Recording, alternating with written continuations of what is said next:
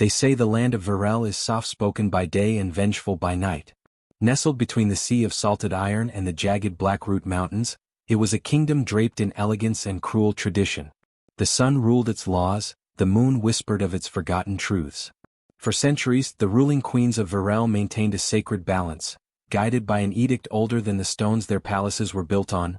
What dies before dusk must return to dust before moonrise, lest its soul drift unclaimed. To break this rule was to shatter the thin veil between the living and the dead. The fields beyond the capital, Sindril, bore witness to this belief. Every evening the gravediggers worked with frantic hands. Bells rang as the hour approached, warning of any unburied corpse, for fear the moon might glimpse it and refuse to let it sleep. Tales abounded of moaning graves, of hands clawing from the soil when the timing was misjudged. The people believed. The crown ensured they did. And yet there were other stories, older, tangled, dangerous. Stories about those who were not just dead but wronged. Those whose hearts held such fury that even proper burial could not contain them. They were whispers passed down in kitchens and soldiers' camps, quiet as wind through reeds. The dead must sleep, yes, but the angry dead had their own clocks. On the 12th day of second bloom, under a sky that promised no rain but churned with heat, the kingdom bore witness to the execution of a girl named Miran. Her name was not shouted. Her sentence was not read aloud. There was no trial, only a chain of quiet orders, passed from chamber to soldier, from soldier to stone. By mid-morning she was marched barefoot to the execution tree that still grew, stubborn and black-barked, in the center of the palace square. She was young. 17 by the reckoning of those who remembered the dates. Pale-faced, with wind-scattered hair and eyes too sharp to be forgiven. Her wrists were bound in gray silk, as was custom for traitors of noble blood. The queen, Regna the 13th of House Velkarin, watched from the upper gallery. She did not blink. Miran did not cry. She said no words, not even when the executioner, sweating and swaying, raised his blade and looked to the royal steward for the final nod. The blade fell, the bell rang, and a hush fell over the city so absolute that even the doves left the square. Her body was lifted, wrapped, and carried away before the sun touched the trees. No coin was left for her passage into the next world. No priest said the cleansing rites. But the gravedigger knew better than to wait. The order was clear. The girl must be in the ground before dusk, buried deep, stone-laid, seal-spoken. And so it was. The dirt was heaped high before the shadow of the moon could fall across the hill. None dared speak her name. None dared ask whose child she had been. But some remembered. Many still spoke in hushed, bitter tones of Ila Vrena, Miran's mother. A woman with flame-red hair and a voice that stirred battalions. 20 years before, Ila had risen from the burning west and nearly cracked Virel's spine in two. She had led thousands not for glory but for justice, or so her followers claimed. The poor whispered that she was the last true speaker of the moon-born tongue. The noble class called her a heretic. The queen's line called her a beast. Ila's rebellion had come close to breaching the palace gates. Had the moon risen a few minutes later on the night of the final siege, it might have been Ila's banner over the crown, not Regna's. But Ila vanished. Some said she died in the swamp fires near Dove Bend. Others said she fled across the sea of salted iron. Still others claimed she turned herself to mist and watches the kingdom still. Whatever the truth, the queen had long vowed that the blood of Ila Vrena would never rise again. And so, when Miran was found in the temple archives, her hands ink dark, copying forbidden scripts from the first rebellion, scripts written in her mother's hand, it was not justice that followed. It was fear. Not of what the girl had done, but of who she might become. She had inherited the look, they said. The fire glow in the eyes. The way her voice carried even in silence. She asked questions. She remembered things that were supposed to be lost.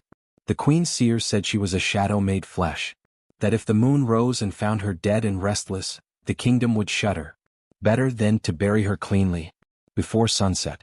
Deep, sealed, forgotten. But the moon does not forget. The night following her burial was strange. The wind came early and hard, though no storm was seen on the horizon. Wolves howled along the riverbanks. A tremor cracked the glass in the queen's observatory tower. The stars shuddered in their places. But most alarming of all, the royal astronomer who had long charted the rise and fall of celestial rhythms, burst into the throne room as the queen dined and announced that the moon had risen too early. An hour early. Impossible. It has come to look, he said wild-eyed. It should not yet be in the sky. The queen silenced him with a gesture, but the court murmured. The guards touched the hilts of their swords. The wind howled again. The moon hung larger than usual, red-tinged, not from eclipse but from something stranger, some hidden call. In the graveyard where the rebels were buried, a tremor split the dirt above Mirren's grave. The seal stone cracked. A hush passed over the field. The moonlight hit the hill. Not a beam, but a full wash of light, as though it had descended to inspect the burial itself. And in that moment the soil moved. Not violently. Not theatrically. Slowly, purposefully. A single hand, caked in dirt, broke the surface. Then another. Then came the eyes. Silver-laced. Moonlit.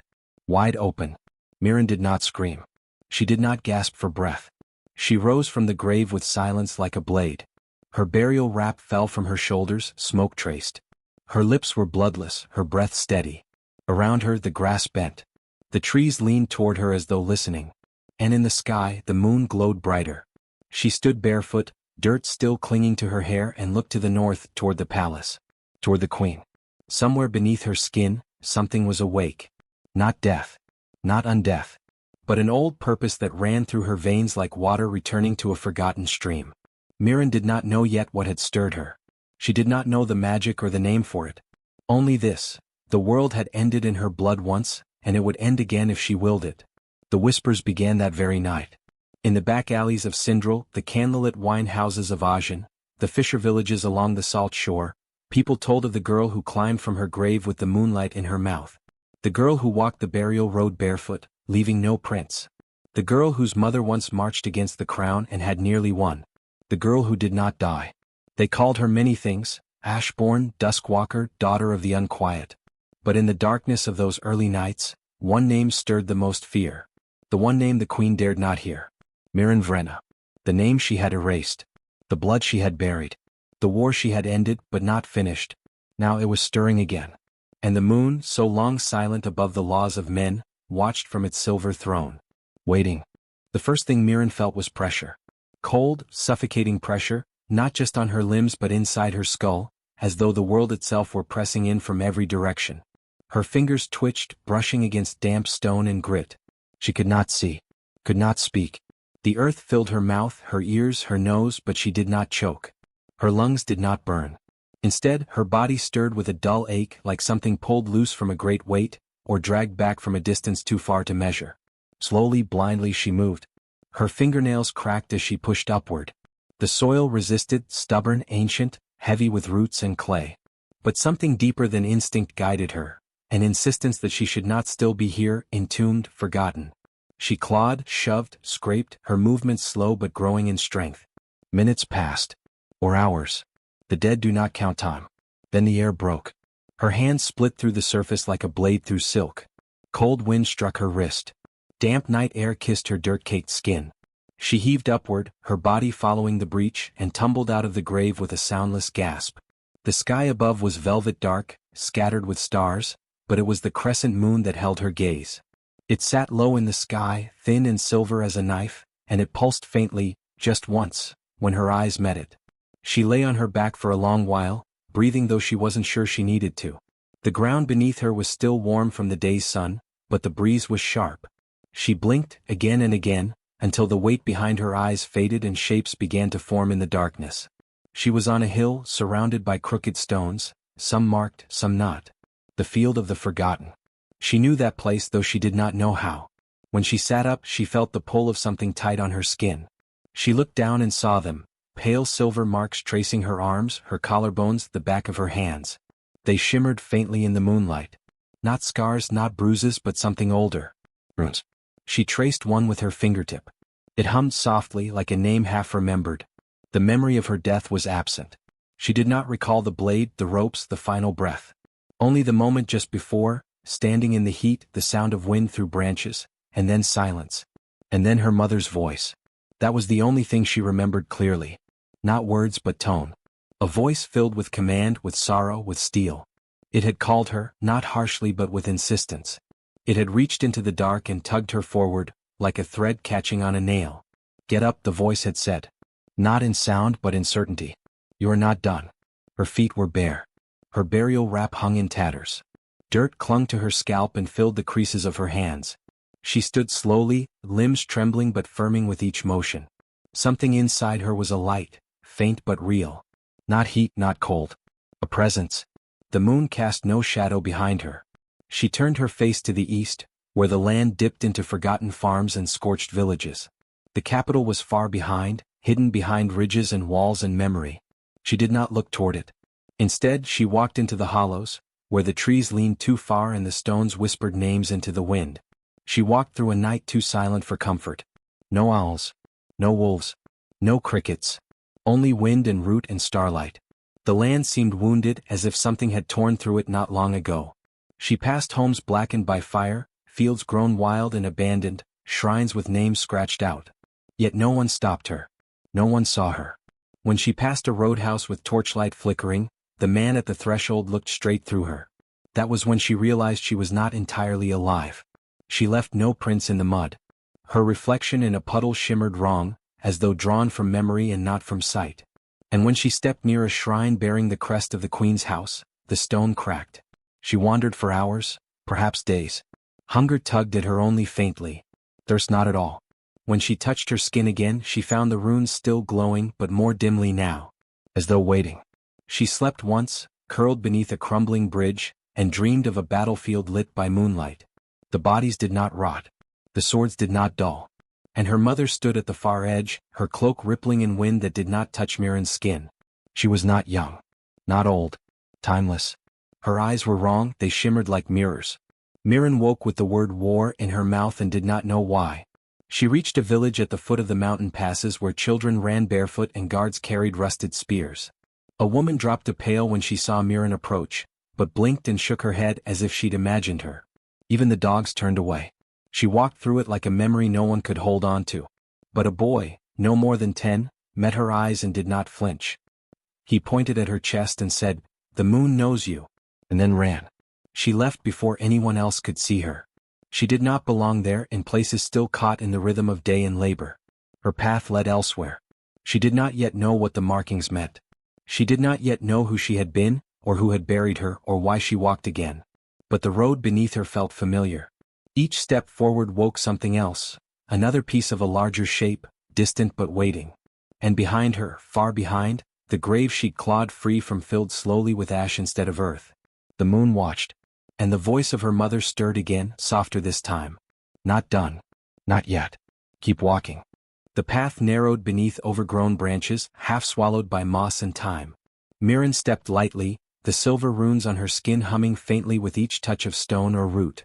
The forest here was dense, not with trees alone but with memory. Her fingers brushed the bark as she passed. Some trees trembled at her touch. Others whispered.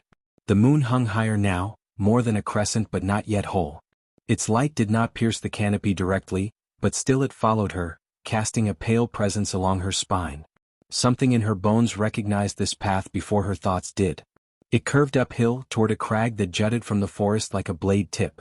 And there, behind a bramble-choked arch of stone, she found the first sign. A symbol etched into the rock, crescent moon cradled in an open palm. The mark of Thalera. She pushed through the thorns, not bleeding. They parted for her like reeds in wind. The cave beyond was shallow but deep enough to conceal the past. Inside she found old bedrolls eaten by moths, fire pits now cold and choked with moss, and rusted hooks where lanterns had once hung. Dust coated everything, but it was the silence that held the most weight. Not emptiness. Waiting. She knelt near the rear wall, where the stone had been carved away with care. Lines of text. Not prayer. Not order. A poem written in a hand that felt both alien and familiar. She walked the night not to escape, but to bring back morning's true face. Moonlight does not flee. It remembers. Her throat tightened. She touched the letters, and they glowed faintly at her skin's contact. Not with fire but memory. Beneath that poem, more names, some scratched out, some faded, some still bright with intent. These were her mother's soldiers. The ones who had not returned. The ones whose stories had vanished when the Queen's banners swallowed the land in daylight and blood. She sat for a while in the quiet, watching the runes on her arms pulse with the same rhythm as her heartbeat. She closed her eyes. The earth whispered. Not words, but moments, scents of smoke, the feel of leather gloves, a woman's voice calling orders across stone ridges. More hideouts followed. The next, hidden beneath an old vineyard where the fruit now fermented wild in the open air, smelled of wine and smoke. There she found a chest sealed with wax, its contents long decayed except for the journals. Pages bound in brittle skin, words scrawled in haste with notes in the margins. They spoke of plans aborted, ambushes won and lost. They spoke of the moon-born, Thalera, always in motion, never staying longer than a phase. Her soldiers had worshipped her, not like a queen but like a storm that had chosen to lead them. Mirren's fingers shook as she read. The writing was thick with urgency, each word inked like it might be the last. One line stayed with her. If I fall, the moon will rise again, not to light the path but to burn it. She dreamt that night beneath a rotted canopy of silk, left behind like an offering. The dream was not hers at first, it began in her mother's hands. She watched Thalera climb a tower wreathed in flame. She saw her place a crown of bone on a young girl's head, not a symbol of rule but a promise of return. The girl vanished in the light. The moon above flared. Mirren woke with a name on her tongue, not hers but her mother's title. The Moonborn. The Silver Rebel. The Queen of the Unfinished War. And suddenly the war no longer felt distant. It pulsed beneath her feet like a heartbeat buried deep. Villages further south remembered more. She kept to the edges, watching from shadows, letting their words carry to her without knowing she listened. Elders spoke in whispers when the children were asleep, voices low and reverent. She defied the queen's purge for 12 winters. They never caught her. Not truly. They say her blood called down stars. She birthed a daughter in the old year. Hid her. Said she'd come again when the moon bled silver. Children sang songs with no known source. One rhyme in particular echoed through alleyways and cracked courtyards. Dig deep, dig fast before the moon can see. She comes with scars and silver hands. To finish what must be. Mirren stood in the ruins of a scorched church one evening, watching moonlight creep along the blackened pews. There in the nave was another poem, this one carved in haste into the pulpit wood. What burns can still rise. What falls still listens. The daughter will return. And her shadow will remember everything. Her breath caught. It felt like the world was pulling tighter around her, drawing her inward toward some axis that had waited far too long to turn. She began to see her mother not just in fragments but in herself. The tilt of her jaw in reflections. The way her footsteps made stone wince. The voice, now louder, calling her toward something not yet revealed. A war that never ended. A cause not yet buried. One night the moon was almost full. She stood on a ridge overlooking a black valley. Far below, where torches flickered and flags still flew the queen's mark, she could feel the weight of silence waiting to be broken. The moon's light bathed the landscape, and her runes flared so brightly she had to close her eyes. When she opened them, she whispered a word she did not know she remembered. Thalera. The wind shifted. And from the distance, faint, almost nothing, a horn blew. Not royal. Not ceremonial. A call. The war stirred. And Mirren walked toward it. Queen Alessandra rose before the sun each morning, before even the bells began to toll the dawn, before the torches in the courtyards were fully extinguished. She believed in morning, worshipped it. Her chambers were lined with glass and gilded mirrors to catch the first light from every possible angle. The moment her eyes opened, she walked barefoot to the eastern window and bowed her head. A ritual not of the gods but of fear. For Alessandra ruled not just through gold or blood, but through daylight. Decrees were always issued just after sunrise. Trials began as the sun touched the palace dome. No gathering was permitted after sundown. No windows were to remain open at night. No candles were to be left burning. Moonlight, she declared, was a pollutant, an ancient poison the realm must be cleansed of. And the people obeyed, though not always with their hearts. She did not look at the moon. She had not looked at it in 17 years. The queen kept the halls lit from dusk to dawn with braziers and sun-oil lanterns. Even her sleep chamber glowed amber with firelight, thick with incense meant to ward off shadows. But still she could not sleep. At night the tapestries moved. Just slightly. Just enough. And when she dreamt, it was not in light. She heard whispers in the walls and footsteps on the ceiling beams. She would wake gasping, her skin slick with cold sweat. Once, she screamed in her sleep and her guards rushed in to find her standing in the middle of the room, arms outstretched, chanting in an unknown tongue. She remembered none of it. The high priest, a man with a voice like scorched parchment, urged stricter laws. Darkness breeds return, he warned. Your Majesty's strength must remain in the light. He wore only yellow and gold. His eyes were always bloodshot. He suggested purging the old texts again, especially those of the first rebellion, the one led by Thalera, the traitor queen. She is long dead, the priest said, but her shadow still breathes in places the sun has not reached. Alessandra nodded but did not move. The name left a sourness in her mouth she could not spit out. Thalera, Moonborn. The woman who had nearly broken the throne before the final ambush at the river cliffs. The woman whose daughter had been executed under the queen's own decree just months ago. She's dead, Alessandra whispered to herself that night. She said it again to the mirror. She's dead, she's dead, she's... But then came the dreams. Not her own this time. They arrived in waves of sleep she could not remember entering. She would wake to the smell of grave earth, to frost on her sheets, to the ghostly image of a silver rune fading from her palm. She told no one, not even the priest, but the capital began to feel it. Not openly. Not in screams or fires or riots. In murmurs. Courtiers whispered of strange shapes in the palace gardens after dusk. The steward of the southern gate swore he saw a woman walking upside down across the outer wall at moonrise. One of the kitchen girls ran from her post, claiming she heard her mother's voice calling her from the well, her mother who had been buried 15 years. Servants grew jittery. The guard doubled patrols without order. And still the queen refused to allow any light from the moon. When a minister suggested the people were growing afraid of the ban itself, she ordered his retirement. When another noble proposed a festival to cleanse the night, she had her arrested before sundown. The queen's fear had no edges. It had become a fog. The court danced at noon but avoided the palace after dark. Ambassadors began declining overnight invitations. The stars were never spoken of. Not since the prophecy. It had been written on cracked stone, unearthed in the ruins beneath the old monastery after the war. When the moon draws breath once more, the buried will rise and the throne will weep. The high priest said it was nonsense. A heretic's verse. But the queen had ordered the stone ground into dust and thrown into the sea. And still she remembered every word. And now there were signs. A trail of silver blood found beneath the east gate, still warm though no one had bled. A court painter vanished, her final piece depicting a pale woman walking up the side of the moon. Dogs howled only when the wind shifted east. And in the tower where the queen's sister had once leapt to her death, there were footprints in the dust that led nowhere. Alessandra began to wake earlier. Not from faith but from dread. She ate less. She took to walking the palace corridors with a lantern after dark, alone, defying her own laws.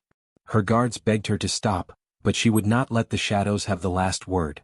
And every time she passed the throne, she touched its arm, to make sure it was still solid. Still hers. But the stone felt colder now. And some nights, when the moon rose despite the cloud cover, she heard weeping in the hall of mirrors. Not her own. Not quite human. Not far enough away. Mirren moved through the hills like a shadow that remembered how to bleed. She no longer questioned her return, nor the pale scars that ran along her forearms like silver fire. They glowed now during the moon's waxing, casting a faint sheen that drew stares and silences wherever she passed. In old market ruins and storm-shattered barns she found them, the lost, the limping, the scarred. Not all remembered her mother, but all remembered the fear that followed her death. They called themselves survivors. Mirren called them inheritors. The first to follow her was a girl named Leone, who'd been a messenger for Thalera's army and still carried a rusted signal horn inside her belt. Leone had seen Mirren's moon brand from across the field and dropped to her knees without a word. She kissed the mark. "We waited," she whispered. "The moon's gone too long unseen." Others came slower, an old healer with half a tongue who could brew a sleep draught strong enough to silence 10 guards, twin brothers who once smuggled blades in bread loaves, a one-eyed cartographer who remembered every hidden road not on the royal maps. They arrived hungry, cautious, whispering the names of the fallen like they still owed them something. Mirren never shouted. She spoke softly and always under the moonlight. Her voice wasn't her mother's, but it carried the same pull, like it was calling something older than memory itself. Some nights, she'd stand by an ancient shrine and recite the words Thalera once carved into the stone there. "The moon is not a watcher. It is a witness." Her voice echoed across stone and breath and silence. And they began to strike. At first it was small. A lone guard found drugged and stripped of weapons. A forgotten tax archive mysteriously set aflame. Then a temple gate torn down at midnight, its high priest waking to find the seal of Thalera burned into the altar. The queen's curfew laws made their movements easier. The guards were clumsy in darkness, untrained, slow with sun-oil torches and heavy boots. But Mirren's people knew night. They ran it like blood through veins. One moonless night, they broke into the storage barns where the royal tithe grain was kept. Mirren stood beneath the beams, moonbrand dull but her voice sharp. "You've starved for years in daylight," she said. "Let the dark feed you now." They took every sack, left nothing for the crown, and delivered food to the outlying villages before dawn. The queen called it sedition. Her ministers called it eco-terror. But the people began to call it the tide.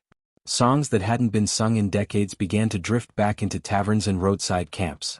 Songs with drumbeats timed to hoof falls, with refrains that ended on the word rise. But the lyrics changed. They no longer praised Thalera alone. They mentioned a girl with silver on her skin, a voice like broken bells, a name no one had given her, because she had come back with her own. They called her Moonwake, Starborn, daughter of the dusk blood. Some simply called her.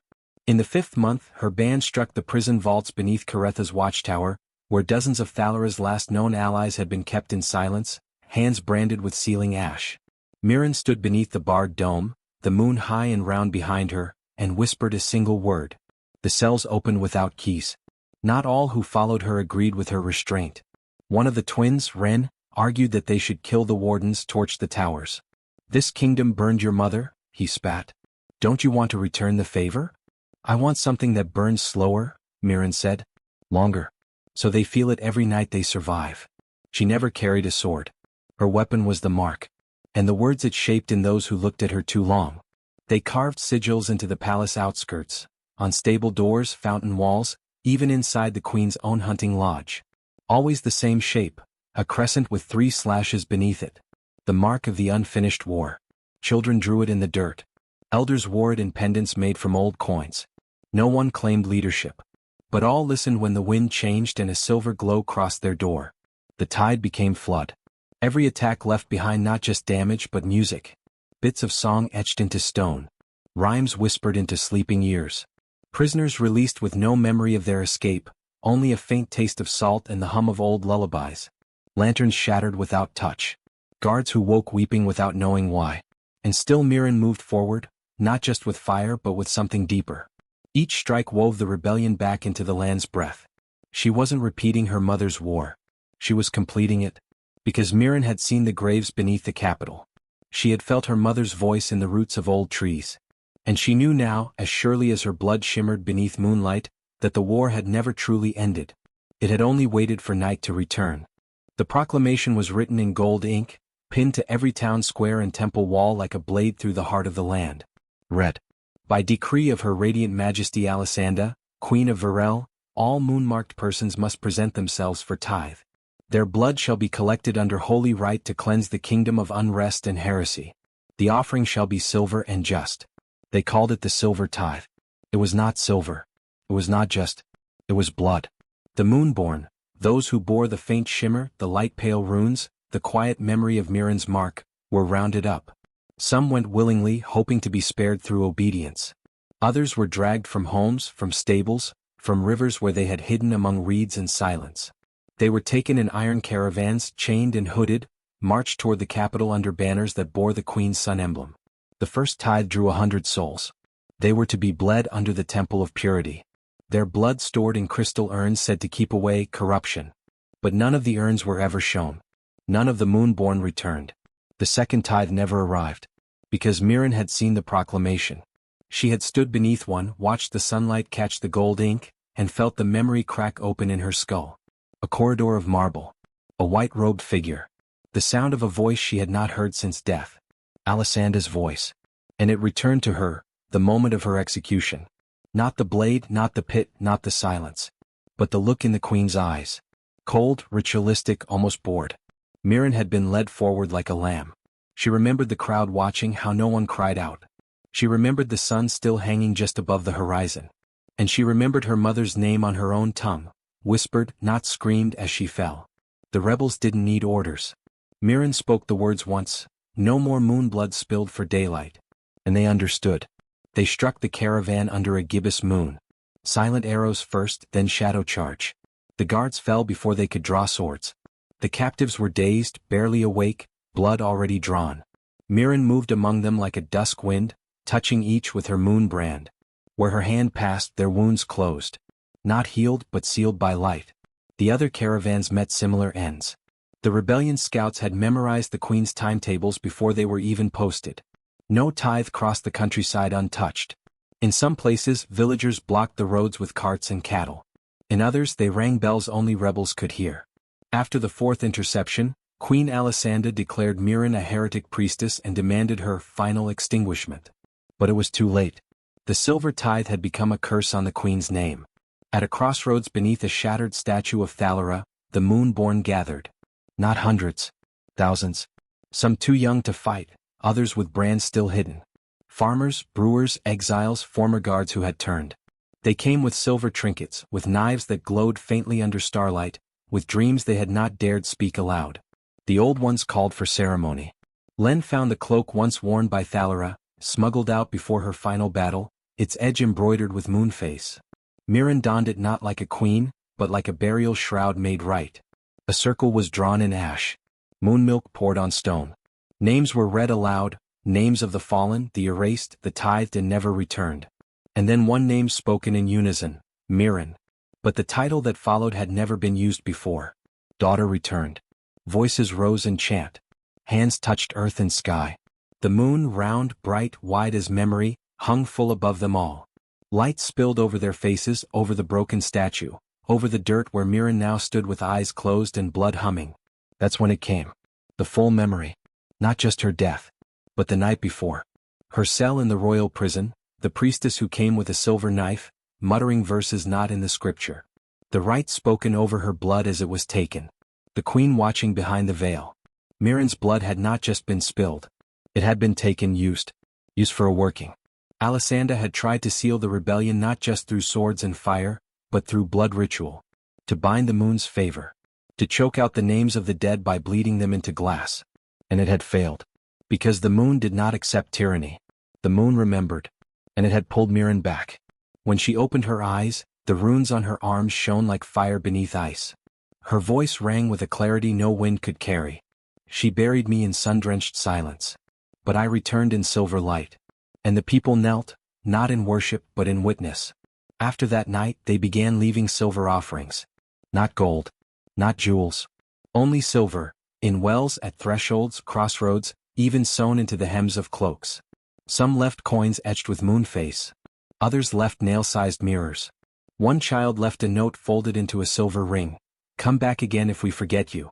And from then on, no moon rose without its light touching at least one hidden altar in the name of Miran.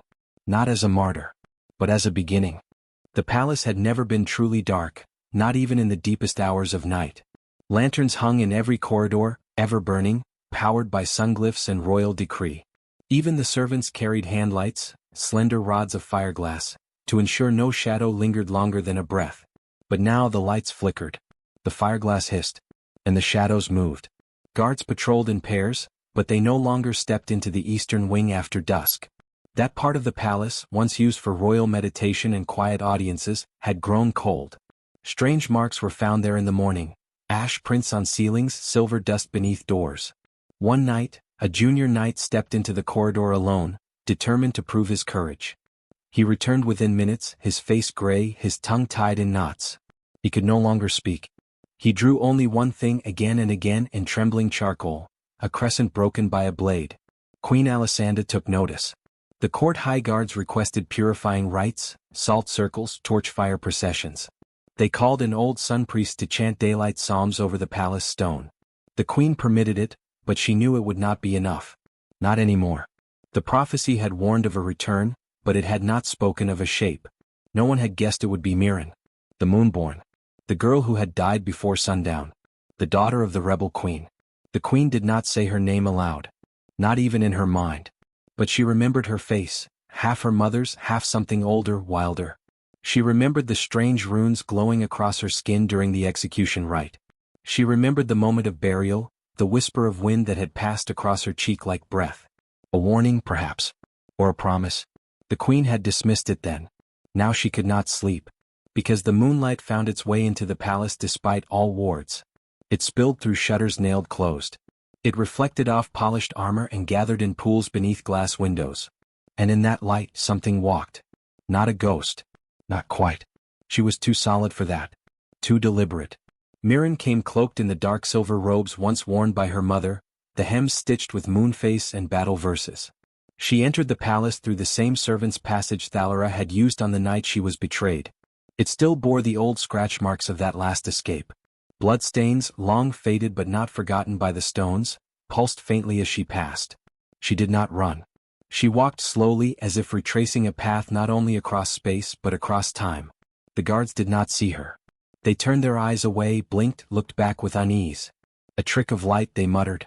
A breeze. A shadow mistaken. But the tapestries bowed as she passed. The mirrors rippled. And the hall of royal lineage, lined with portraits of monarchs past, grew eerily silent. One portrait cracked in half just as she turned the corner. A queen in full daylight armor, her smile too tight to be kind, collapsed into flaking paint. Mirren made no sound. She passed through the halls where her mother had once bled, fighting her way out of betrayal, cut by those she trusted, crawling through dust and daylight to die in silence. Mirren placed her hand against those walls now, her fingers glowing faintly with silver fire. The stones pulsed back. Not in pain.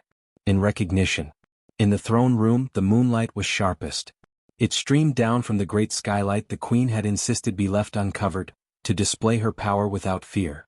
Now that light carved shapes across the marble, symbols none of the courtiers recognized. Mirren walked alone into that chamber, past empty seats and gold-lined curtains. The throne itself loomed ahead, made of firewood carved from the sacred forests long ago burned to make way for the capital. A monument to conquest. She stood before it for a long time. Then she drew her blade, not steel but etched moonstone, curved and humming, and knelt. With the tip, she carved into the stone just above the throne's left shoulder. Slowly, carefully, until the mark was clear. A crescent, split by a blade. When she left, no one saw her go. The halls were quiet. The guards had retreated, unaware of why their feet refused to move forward. One chambermaid passed her in the corridor and forgot her face before she could gasp. But the queen remembered. When she entered the throne room the next morning, she saw the mark. A servant tried to wipe it away with cloth and prayer oil. The mark remained. Another tried to scrape it. The blade shattered. A third fell to his knees and began to cry without knowing why. The queen touched the carving with gloved hands. The stone was warm. The war, she understood, was not over. It had never truly ended. The rebellion had not died with Thalera. It had slept beneath the soil. It had grown in exile. And now it wore her daughter's face. The queen summoned her war council. Maps were laid. Orders drafted.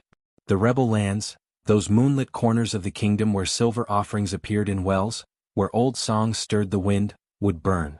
The queen's decree rang out like iron on bone. No dusk shall shelter treason. No moon shall rise above my rule.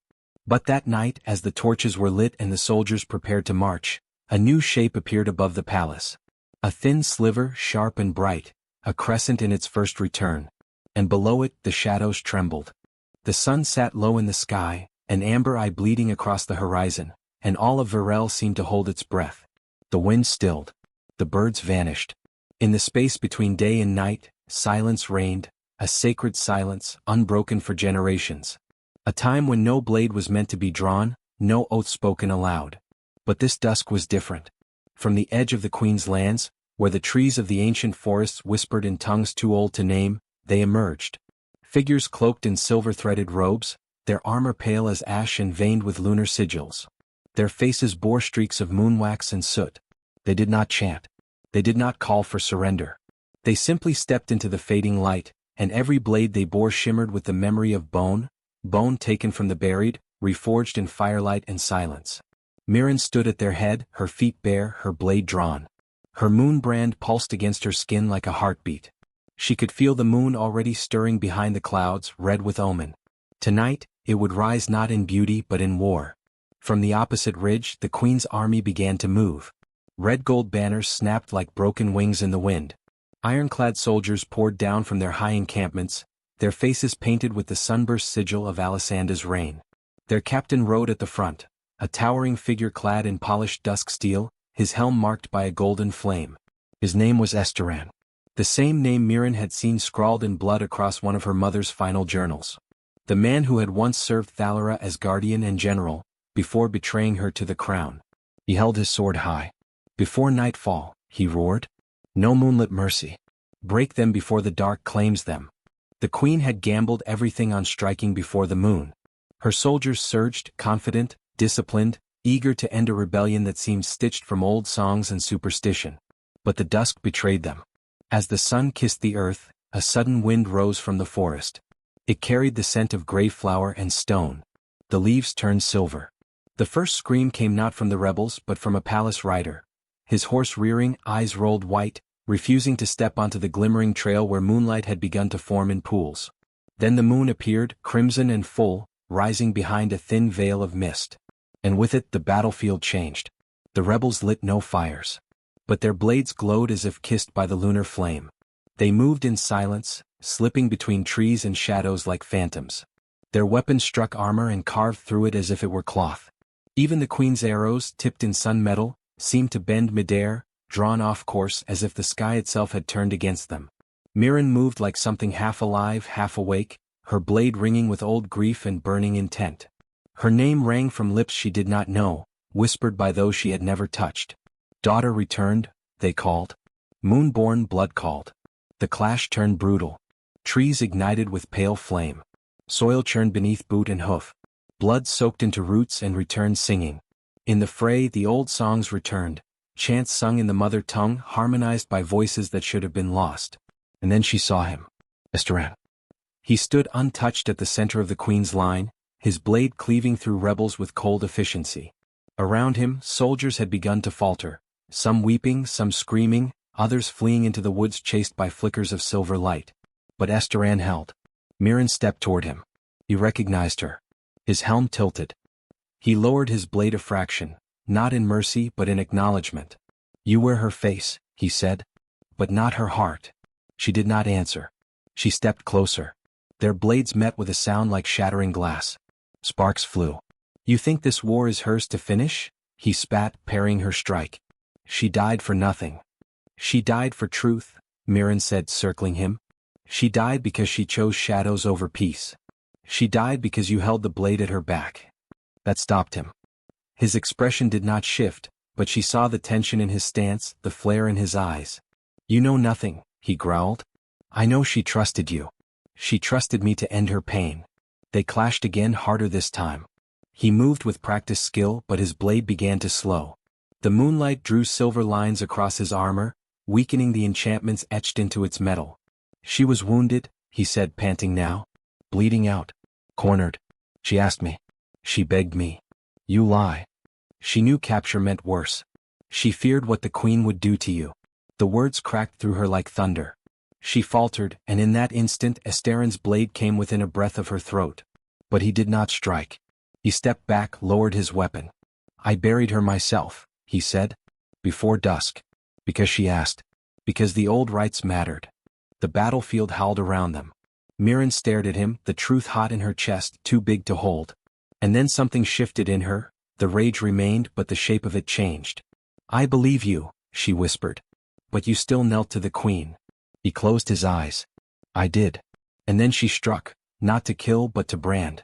Her blade etched a burning crescent into his breastplate. He fell to one knee, breath stolen. Live, she said. And remember. Behind her, the queen's army shattered. The moon rose higher, no longer red but silver, pure and full. The rebels surged forward, not to destroy but to reclaim. The battle ended before midnight. The forest sang. The palace burned not with flame but with silver light. Its towering spires, once symbols of divine law and unbroken rule, were cracked in weeping moonlight through the seams. Tapestries embroidered with solar blessings curled and blackened. Mirrors no longer reflected. The sunstone windows fractured one by one, spider-webbing with every name chanted outside the gates. The queen's guards had fled or fallen. Those who remained locked themselves in halls already claimed by shadow. The rebellion hadn't stormed the palace. It had simply arrived, as though it had always been waiting for the doors to open. Alessandra moved through the wreckage in silence, her robes torn and stained. She no longer wore her crown. It had slipped from her brow during the first tremor, rolled beneath a cracked pillar, and she had not stooped to retrieve it. Her breath came shallow now. Her skin, once golden with alchemical ointments and powdered radiance, looked pale under the moon's quiet judgment. She fled alone through hidden corridors. One she had once used to spy on her court, to escape dull sermons and jealous lords. Now they led her downward, deeper than she had ever dared to go. Past the old vaults. Past the sunroot gardens long withered. into the crypts beneath the capital, where only one name remained sealed in iron and prayer. Thalera. The name still echoed in her ears, no matter how many times she had tried to erase it. Alessandra carried no weapon. Only a single key, small and worn, pulled from the chain around her throat. The walls grew cold with every step. The silence was complete here. No drums. No steel. Only breath. And bone. She reached the crypt door, its runes dulled with age, the crescent seal broken long ago. She stepped inside, thinking she might hide there until dawn. That the sun might still remember her name when all else had forgotten it. But someone waited for her in the dark. Mirren stood at the far end of the chamber, where the moonlight filtered through the cracks above like threads of fate. Her silver markings pulsed gently across her skin. She had no crown either, no title but the one carved by ash and song. Daughter returned. The queen stopped. The last time she had seen the girl, she had ordered her hanged, before sundown as the laws dictated. It had been swift. Merciful, she told herself. Efficient. Necessary. Now she saw her again, moonlight dancing across her shoulders, and felt every drop of power bleed from her spine. I buried you, Alessandra whispered. Yes, Mirren answered. Before dusk. Silence fell between them. The queen's fingers curled over the key in her palm. This is the chamber, the queen said slowly, looking around the tomb, where your mother begged for peace. Mirren's gaze did not shift. No, she said. This is where she surrendered. To save me. Alessandra's lips tightened. She knelt. Like any traitor. Like any mother. You lied, Mirren said. You told the court she was captured while fleeing. You displayed her blade, broken. You let them believe she died cursing the realm. The queen's face did not change, but her eyes flinched. They would not have understood. They needed a symbol. She was a symbol. You just burned the wrong parts. Alessandra sank to her knees, not in reverence, not yet in grief, but because her legs could no longer hold her. Her hand trembled. The key slipped from her fingers and struck the stone with a sound too small to matter. She loved you, she said hoarsely. She asked me to keep your name from the records. So you'd live. She asked you to protect me, Mirren said. You buried me instead. The queen laughed, a sound brittle as eggshell. And yet here you stand. Alive. Risen. Lit like a myth. Mirren stepped forward. She unsheathed a blade, not to strike but to offer. The hilt was carved from pale horn. The edge shimmered with lunar steel. Her mother's blade restored. Reforged. She placed it on the floor between them. You want my throne? The queen asked. You want justice? No, Mirren said. I want truth. Choose how it ends. Alessandra looked at the weapon. Then at the light. The moon hung directly above them now, full and unflinching. Its light reached into every crack of the crypt, into the hollows of the queen's robes, into the marrow of her bones. Alessandra reached toward the blade. Her fingers touched the hilt and stopped. She closed her eyes. I dreamed once, she said softly, that I would rule a kingdom of daylight, that I would be remembered for peace. But no peace lasts that forgets the night. She opened her hands. Not to take the blade, but to let go of herself. The moonlight touched her brow. And she crumbled. Not into blood, not into rot, but into fine silver ash that drifted upward like threads of smoke. Her robes collapsed. Her breath faded. She did not scream. Her crown remained untouched. Mirren knelt, gathering a pinch of the ash. She placed it in a moon-etched vial, sealing it with a breath. Not vengeance. Remembrance. Above, the first song of morning rose, soft, distant, and shaped like a lullaby her mother used to hum when the wind moved just so. And the moon, full and wide, remained.